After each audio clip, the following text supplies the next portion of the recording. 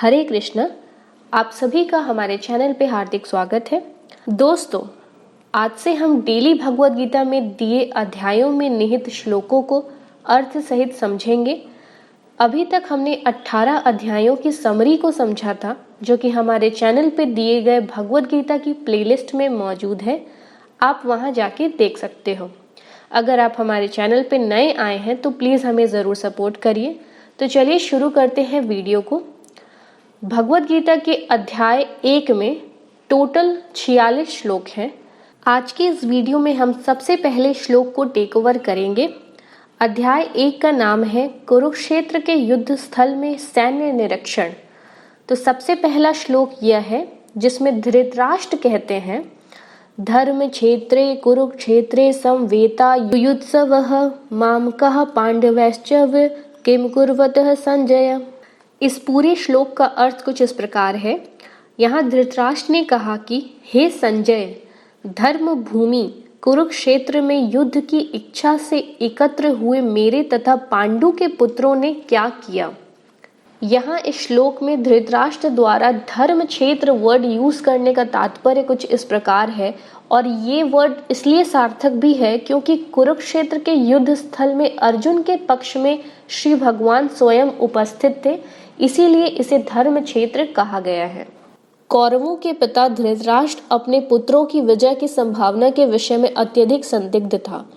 अतः इसी संदेह के कारण उसने अपने सचिव से पूछा, उन्होंने क्या किया, यानी कि वहां क्या हो रहा है, पांडव के पुत्र हमारे कौरव क्या कर रहे हैं।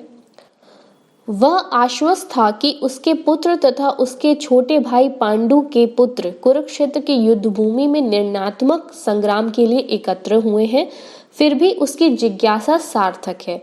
वह नहीं चाहता था कि भाइयों में कोई समझौता हो, अतः वह युद्ध भूमि में अपने पुत्रों की नियति के विषय में आश्वस्त होना चाह रहा था।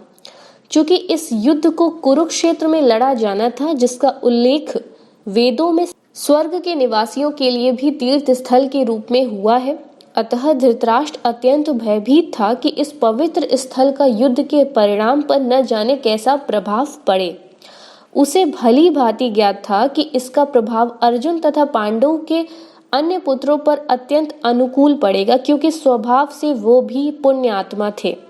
संजय श्री व्यास का शिष्य था, अतः उनकी कृपा से संजय धृतराष्ट्र के कक्ष में बैठे बैठे कुरुक्षेत्र के युद्ध स्थल का दर्शन कर सकता था।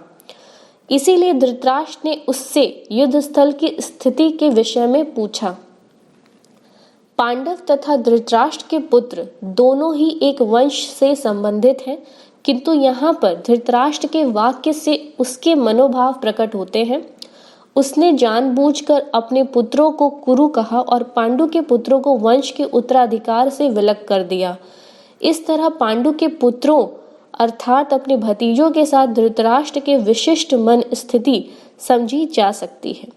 जिस प्रकार धान के खेत से आवांछित पौधों को उखाड़ दिया जाता है, उसी प्रकार इस कथा के आरंभ से ही ऐसी आशा की जाती है कि जहां धर्म के पिता श्री कृष्ण उपस्थित हों, वहां कुरुक्षेत्र रूपी खेत में दुर्योधन आदि धृतराष्ट्र के पुत्र रूपी आवांछित पौधों को समूल नष्ट करके युधिष्ठिर आदि नितांत धार्मिक पुरुषों की स्थापना की जाएगी। यहाँ धर्म क्षेत्र तथा कुरुक्षेत्र शब्दों की उनकी ऐतिहासिक तथा वैदिक महत्ता के अतिरिक्त यही सार्थकता को बताता है। ओवरऑल अगर इस समरी को डिकोड करते हैं तो ये है कि संजय जो कि बैठे बैठे कक्ष में पूरी कुरुक्षेत्र की डिटेल डिस्क्रिप्शन धृतराष्ट्र को दे रहे थे। बैठे बैठे वो सब कुछ देख पा रहे थे, और धृतराष्ट्र आउट ऑफ क्यूरियोसिटी ये चीज़ पूछ रहे थे संजय से कि वहाँ क्या हो रहा है, दोनों तरफ के पक्ष क्या कर रहे हैं। तो आज की इस वीडियो का पहला श्लोक समाप्त होता है। आशा करते हैं कि आपको समझ आया होगा। अगर अच्छा लगा है तो प्लीज़ इसे ज़रूर सपोर्ट करिए, सब्सक्राइब करिए, शेयर करिए। Thanks for watching and please stay tuned with the next श्लोक एंड वीडियोज़।